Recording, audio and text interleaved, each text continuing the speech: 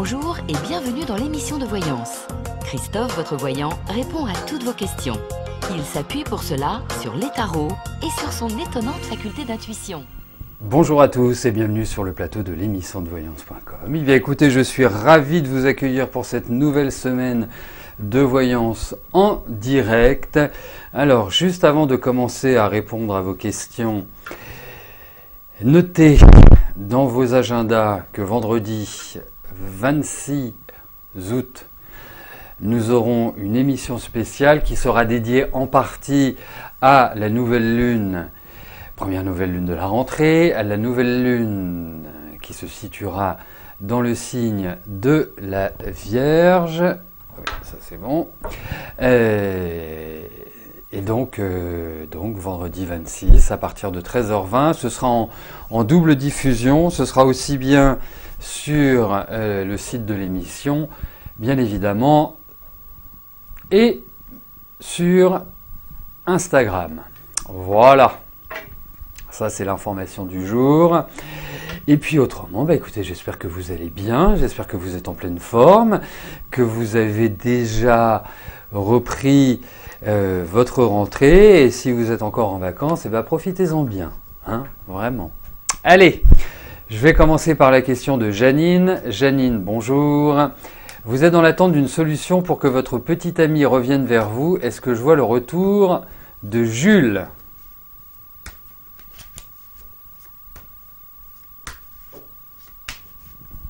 Allez, voyons par rapport à Jules.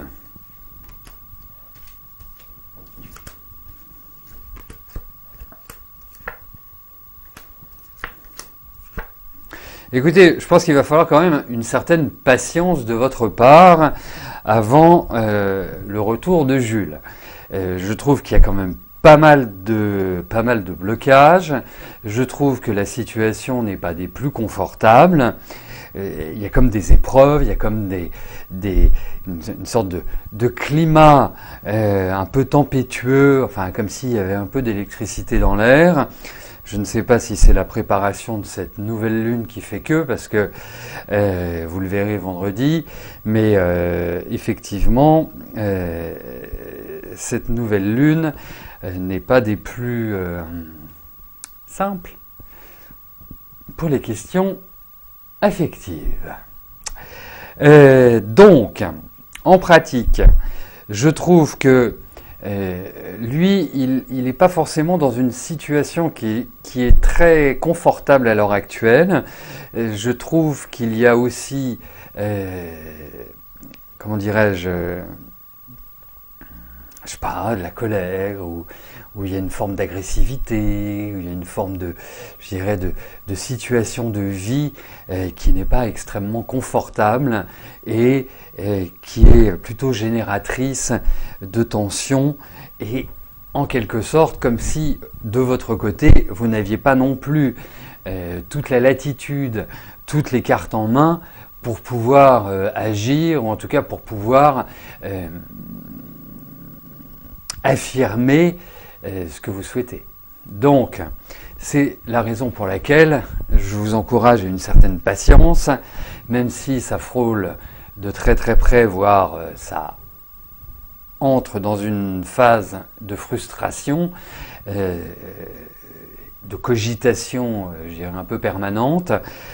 Mais bon, il y a des éléments qui vont évoluer.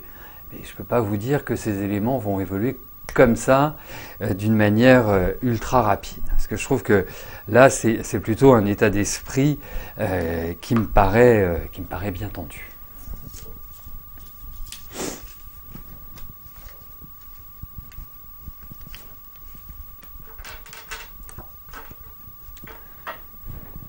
Allez, je poursuis avec la question de Sophie. Sophie, bonjour. Est-ce que je vois un changement dans votre vie de famille ? Surtout avec votre mari.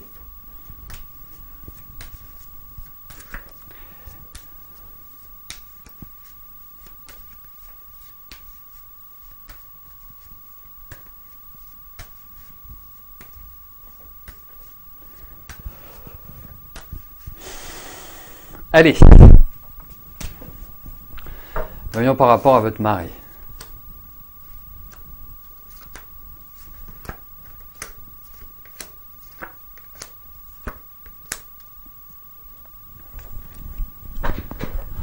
j'imagine que, voyant les générations auxquelles vous appartenez, que vous n'allez pas entamer une procédure de divorce.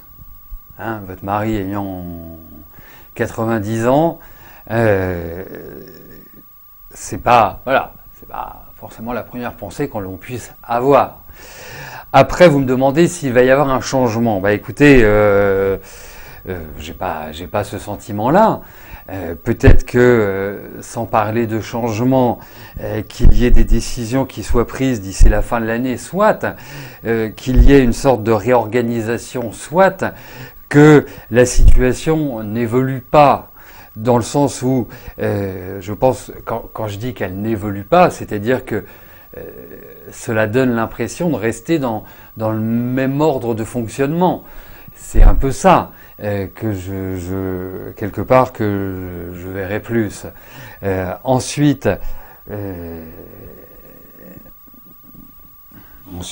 je pense qu'il faut essayer de trouver une forme d'apaisement, parce que il y a quand même ce qui ressort, une incompréhension, une agressivité, enfin des choses qui sont pas non plus formidables. Il y a quand même un lien familial, il y a quand même un poids, il y a quand même des tas de choses comme ça. Donc, de là à vous dire que les choses vont évoluer, avancer,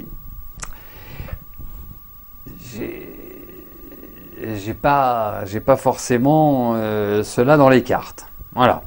Mais effectivement, il y a ce que j'appellerais des décisions qui vont être prises, mais ce ne sont pas des décisions qui vont remettre en cause ni votre vie de couple, ni la vie familiale. Voilà.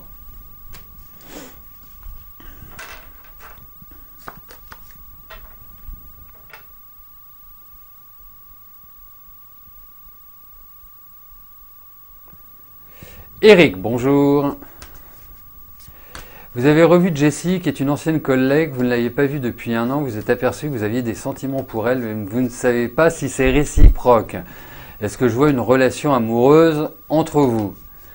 Vous pensez qu'elle est de 73, 74? Allez, voyons avec Jessie.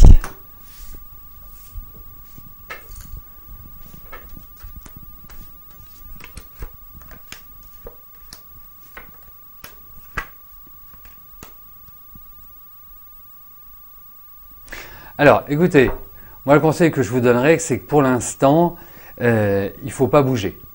Voilà. Ne cherchez pas à faire du forcing. En même temps, je ne pense pas que ce soit votre genre. Je pense que vous irez, que vous allez dans une relation quand vous êtes sûr de ne pas vous ramasser un râteau. Voilà. Après, on est tous différents. Mais je vous comprends parfaitement bien. Non, je pense qu'elle est assez bienveillante à votre égard, ce qui est quelque part le point positif. On sent que elle aime bien être elle aime bien être à votre contact. Mais de là à dire que ça débouche sur une relation amoureuse, aujourd'hui, je ne peux pas vous parler en ces termes.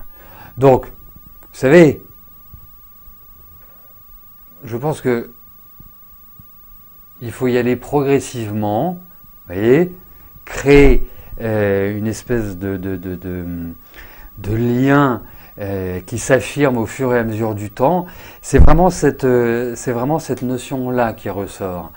Mais là, pour l'instant, pour moi, restons sur des bases amicales. Et puis je vous dirai quand même une chose, on le verra par la suite, mais la quête est le meilleur moment avant la naissance d'une relation, je trouve. Voilà Eric.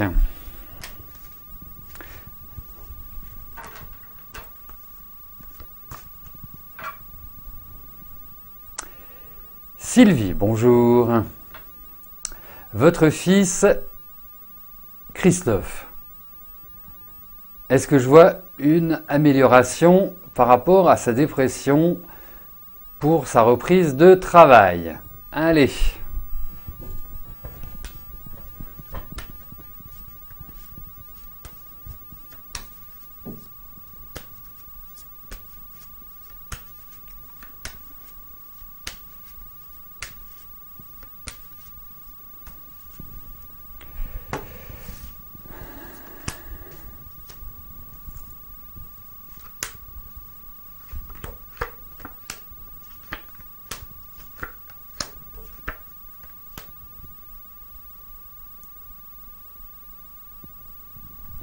Alors, je pense qu'il peut être dans de meilleures dispositions. Je pense qu'il peut véritablement arrêter de se noyer. Parce qu'il y a vraiment ce sentiment de noyade en réalité.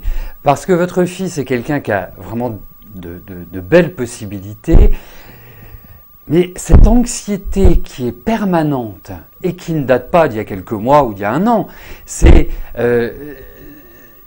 c'est une configuration avec laquelle il évolue depuis très longtemps. Je ne vais pas vous dire depuis la naissance, mais ça respire les chocs émotionnels, ça respire une problématique par rapport à l'archétype masculin, ça respire une espèce de difficulté d'une certaine manière à se livrer pleinement. Donc c'est quelqu'un qui, en fait, premièrement, devrait faire du sport, et quand je dis du sport, ça peut paraître complètement anecdotique, bébête ou tout ce que vous voulez, mais c'est véritablement un sport qui lui permette, et j'aime beaucoup cette formule d'art martial, de théâtre, voilà, cette combinaison entre les deux, parce que ça fait aussi bien travailler la tête que le corps. Et votre fils a besoin de se dépenser. Il emmagasine trop le stress, il emmagasine trop l'anxiété. Et quelque part, bien évidemment, il y a tout à fait une ouverture, une possibilité qu'il retrouve une meilleure énergie. Mais si le travail en amont, c'est-à-dire en profondeur, il y a un travail en profondeur à faire, hein, je vais vous dire une chose, on peut lui donner des médicaments, on peut lui donner ceci, on peut faire cela, mais si toutes les problématiques liées à l'enfance, liées au rapport au père, si toutes les problématiques d'ordre affectif ne sont pas abordées, ne sont pas traitées, ça reste, toute cette médication, un pansement sur une jambe de bois. Donc, c'est ce travail en profondeur qu'il faut faire, parce qu'il y a un risque de rechute. Vous voyez, si cet élément de travail, et lui aussi, il a à accomplir un bout de chemin, parce que il n'est pas d'une nature à se livrer, il n'est pas d'une nature à parler de son intimité. Mais pour moi, ça tourne autour de ces deux axes, c'est-à-dire l'affectif et le rapport au père. C'est ça qui conditionne un petit peu toute sa vie, entre la peur, l'anxiété, enfin ce sont des tas de choses comme ça. Donc oui, il va y avoir une espèce de redémarrage. Le risque, malheureusement, j'adorerais vous dire que voilà, ça y est, ça va couler de source, mais je ne puis vous le dire de manière certaine, parce qu'il y a quand même un risque de rechute. Donc, il ne faut pas se dire, ok, voilà, ça va rechuter, c'est la catastrophe, c'est ceci, c'est cela. Vous le savez, ça permet d'anticiper, ça permet peut-être aussi d'aborder ces aspects-là d'une autre manière, mais en tout cas, le travail de fond et sa participation également au travail de fond me paraît mais indispensable et incontournable. Annie, bonjour. Comment je ressens la santé de votre fils Florian?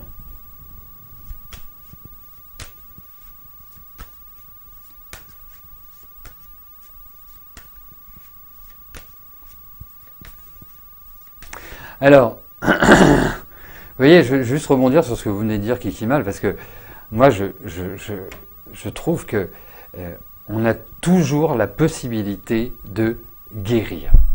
Parce que dire à quelqu'un « tu ne guériras jamais » ou, comme j'ai pu l'entendre sur d'autres domaines, de toute façon ça ne sert à rien, tu ne seras jamais heureux sur le plan affectif, ou tu n'auras jamais d'enfant, ou de toute façon tu t'en sortiras jamais. C'est vraiment l'idée de planter dans la tête un vocabulaire, une attitude qui de toute façon fera en sorte que l'on ne se sortira jamais. Il y a toujours des possibilités. Il faut toujours garder cet espoir de fournir ce travail pour, voilà, pour rester, je dirais, ancré. Moi, je ne suis pas d'accord. Je suis sûr que l'on peut toujours guérir de quoi que ce soit. Toujours. Et il faut vivre avec, bah oui, hein, il faut vivre avec. La seule solution, c'est qu'il faut vivre avec. Non, il y a d'autres solutions que de vivre avec. Voilà, il y a toujours des solutions. Vous savez, ça fait 30 ans que j'évolue dans ce milieu où j'accueille des personnes qui sont en dépression, où j'accueille des personnes qui ont des problématiques X ou Y. Et ben, je peux vous dire qu'il y a toujours une possibilité de faire le travail. Après, il faut le vouloir. Il y a des personnes qui ne le veulent pas. Il y a des personnes qui s'enferment, quelque part, qui se satisfont de leur situation. Mais à partir du moment où vous avez cette volonté de vous en sortir, eh bien vous aurez les moyens de le faire. Je ne dis pas que c'est facile, je ne dis pas que c'est d'un claquement de doigts, mais on a suffisamment de possibilités. Par exemple, les phobies, comme par hasard, par l'hypnose, on a la capacité de dépasser certaines phobies. Bah c'est sûr que si vous allez voir un médecin généraliste, il va vous dire ah bah oui ma petite dame, ah bah vous avez peur des araignées, vous avez peur des pigeons, vous avez peur de ceci, vous avez peur de l'eau, vous avez peur de cela, mais c'est simplissime, c'est simpliste même. C'est simpliste. Vous savez, vous devriez lire un livre de Jodorowsky qui s'appelle La tricherie sacrée. C'est pas la tricherie sacrée, c'est... laissez-moi, c'est pas la tricherie sacrée... Ah, je ne sais plus. Je le retrouverai parce que... même si ça ne donne pas forcément des méthodes, ça permet de voir, de considérer il y a toujours une capacité de dépasser quoi que ce soit. Nos peurs, nos appréhensions, nos dépressions, nos lubies, nos maniaqueries, enfin, tout ce qui forge et forme l'homme. Voilà, c'est vraiment. Après, parfois, oui, parfois, on n'y arrive pas. Mais de dire d'emblée, faut vivre avec, c'est la résignation, et dans la vie, il ne faut jamais être résigné. Voilà. Alors, il semblerait que la question de Françoise soit passée à l'as. Ben moi, je n'ai pas de question de Françoise. Hein. Attendez, bougez pas. Hop. Alors, actualiser. J'y retourne. Non, je n'ai pas de question de Françoise. Bon, bah pour moi, il n'y a rien de passé. Hein. Alors, donc, bah si Françoise, bah vous êtes là. Voilà, bah je vais répondre à la question de Françoise. Effectivement, j'étais parti sur la question d'Annie et je n'avais pas vu Inès est trop rapide. C'est la rapidité de la jeunesse. Elle devrait faire attention aux cinquantenaires que je suis. Allez, Françoise, bonjour, et bien évidemment, Annie, je répondrai à votre question après. Alors, vous voyez de temps en temps votre ex pour des raisons familiales, que pense-t-il de vous ?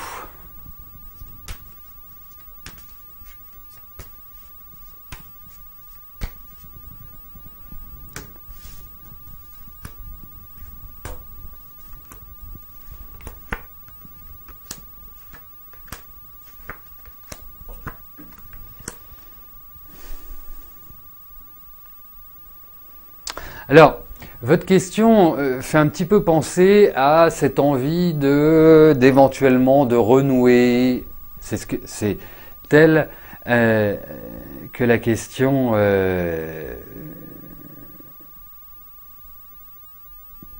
m'évoque. Ben, vous oubliez, c'est-à-dire que, ok, c'est votre ex, gardez-le en tant qu'ex, c'est vachement mieux. De toute façon, il y a avant d'arriver à éventuellement renouer une relation, il y a tellement de choses qu'il faut dépasser, il y a tellement de choses. Ah oui, non, on est d'accord, hein, on est d'accord, mais votre question est énigmatique. Hein, ça me fait penser un peu au signe du Scorpion, Françoise, et si je puis me permettre. Hein. Et donc non, il y a trop de passifs. Vous voyez, donc après, comment il vous voit? Il vous voit quand même comme quelqu'un d'assez axé sur l'affectif, sur les sentiments. Mais lui, il est tellement instable, il est tellement ingérable et tellement invivable que vous avez bien raison.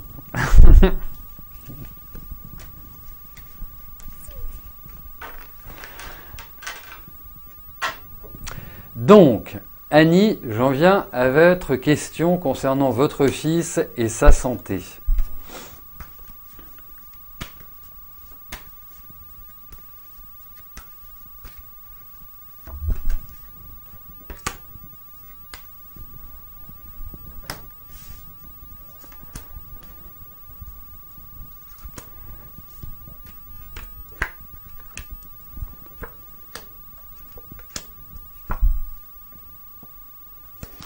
Alors, vous voyez, votre fils, il a tout pour être heureux. Vraiment. Il a des capacités, il peut être très sympa, très amusant, de l'humour, enfin, voilà. Vraiment.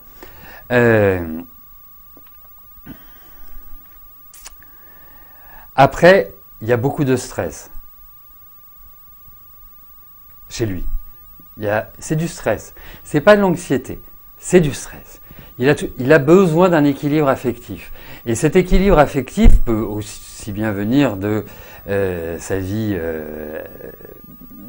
amoureuse que de sa vie amicale, familiale, etc., etc. Donc, c'est quelqu'un qui porte en lui beaucoup de sensibilité, un émotionnel qui est très fort. Et c'est d'ailleurs, puisque il est tout jeune, hein, puisqu'il a 21 ans, c'est cela qu'il doit renforcer.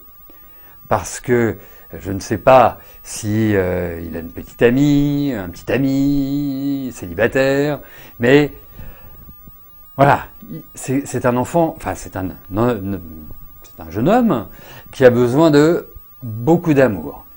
Ça c'est un point crucial, hein, et ça va faire découler de beaucoup de choses parce que, par exemple, regardez sur le plan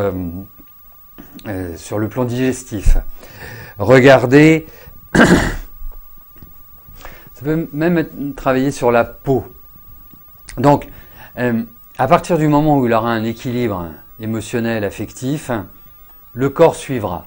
S'il n'a pas cet équilibre-là, il y a effectivement de bonnes chances qu'il ait des problèmes à ce niveau-là, surtout les organes extracteurs, donc tous les émonctoires, tout ce qui permet d'évacuer en quelque sorte. Célibataire.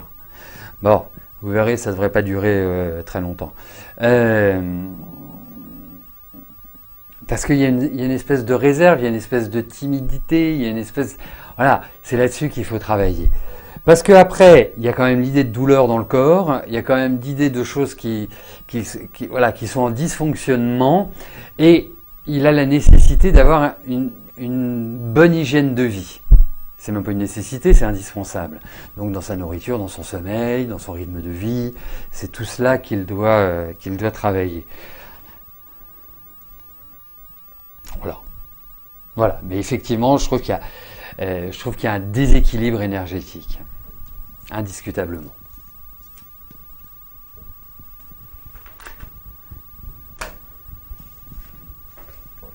Et c'est quelqu'un qui a besoin qu'on lui donne des responsabilités, qui a cette nécessité-là. Marlène, bonjour. Est-ce que je vois pour l'avenir des retrouvailles et partages familiaux dans l'avenir proche?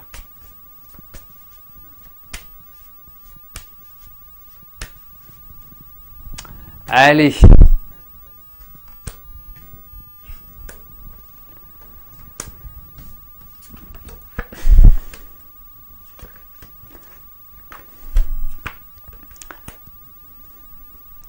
Ça va venir, oui, ça va venir. La seule chose, et dites-vous que c'est pas pour maintenant, que d'ici là, il y aura quand même pas mal de perturbations, pas mal de retournements de situation, de choses qui vont être peut-être agaçantes, irritantes, pas forcément des choses qui seront plaisantes, mais dans ces cas-là, puisque, disons-le, comment je pourrais vous dire ça, le but recherché étant de retrouver ce lien, étant de retrouver une énergie positive sur le plan familial, cela sera obtenu. L'objectif sera atteint. La seule chose, c'est que entre l'objectif atteint et aujourd'hui, ça va un peu tanguer et il y a des choses qui vont être un peu lourdes, disons-le. Mais écoutez, l'essentiel, parfois, vaut mieux passer par une route un peu sinueuse et atteindre l'objectif que de ne pas l'atteindre du tout. Mais effectivement, puis il y a des choses qui sont presque incompréhensibles, enfin qui dépassent l'entendement, qui dépassent cette espèce de rythme qui paraît logique, normal. Voilà, il y a des choses qui sont surréalistes. Mais bon, en tout cas, ça ira. Voilà, pas facile, mais ça ira. Voilà, écoutez, nous arrivons au terme de notre émission. Je vous souhaite à tous une excellente fin de journée et nous nous retrouvons demain à partir de 13h30 pour une nouvelle émission de voyance en direct. D'ici là, portez-vous bien et je vous dis à plus tard. Merci, bye bye.